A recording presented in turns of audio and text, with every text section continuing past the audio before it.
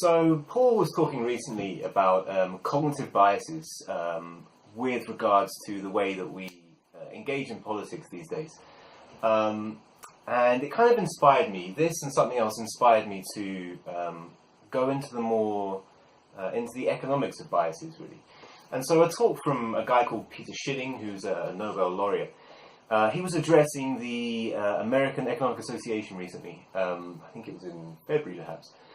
And he was talking about the idea of vectors.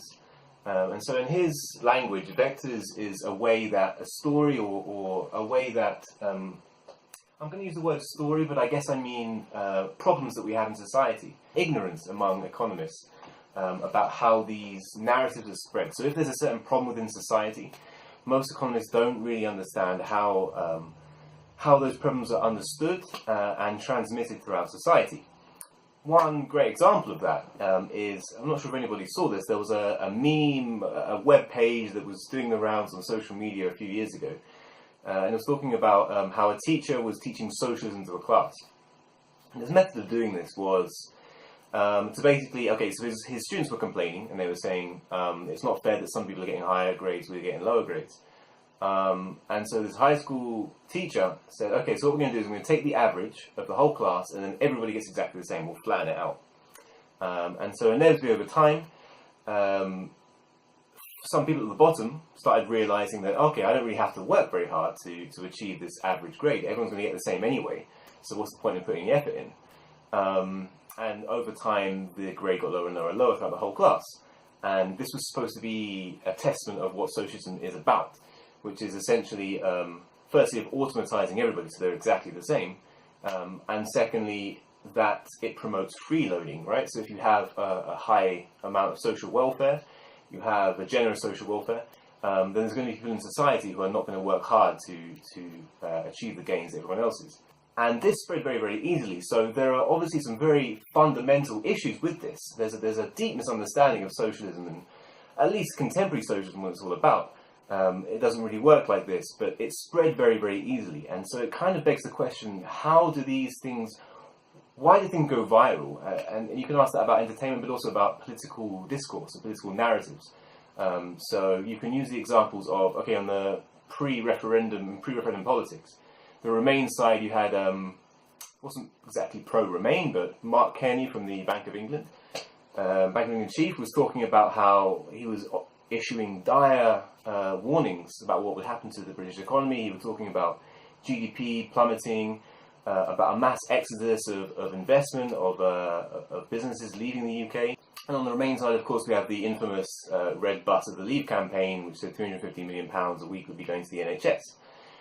We've since known that both of these are not true, but these have spread, at the time, these spread very, very quickly throughout the internet. And so it does beg the question, why do these kind of things happen? So one fundamental cause for why economists are so ignorant to these vectors is the ignorance of politics within economics, or the rejection of the idea that economics is to some extent political. So one lovely quote from Keynes, for example, is the ideas of economists and political philosophers, both when they are right and when they are wrong, are more powerful than is commonly understood.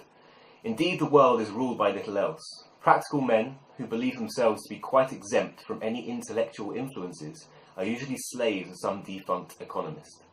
So that's all to say that economics is extremely political, and that these ideas have a way of transmitting themselves from one person to another person, and they find their way into the decision-making, policy-making of politicians. And often these vectors, they don't really have any intellectual basis. They're just a spread of ideas.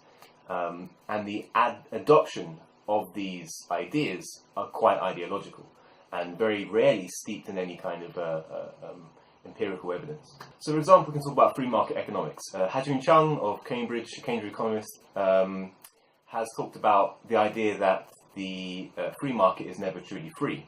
Well, I would say that there is no such thing as the free market.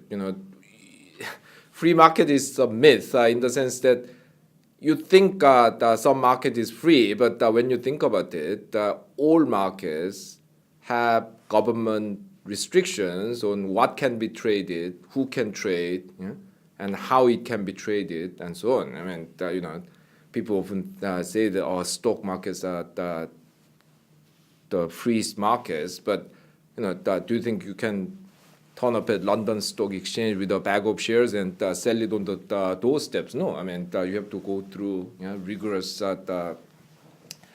vetting process in terms of your company accounts and so on.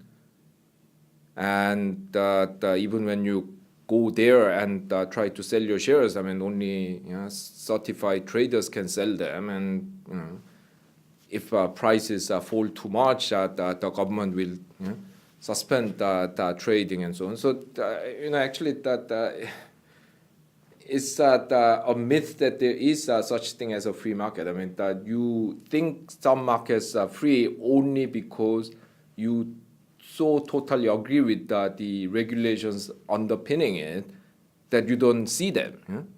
So as we can see, the combination of confidence in the peremptory nature of economics, along with the admiration for certain political doctrines, these can blind us to those at the top who are feeding the information down. So what does history tell us about these biases? I mean, in the 19th century, a lot of European capitalists thought it was outrageous that there would be something like child labor regulation. The argument was that this was an infringement of the freedom in the labor market. Those kids want to work. We want to employ them. What is your problem? Yeah? But today, even those people who could potentially benefit from employing child labor, I mean, not probably all of them, but most of them would be against that introducing child labor again.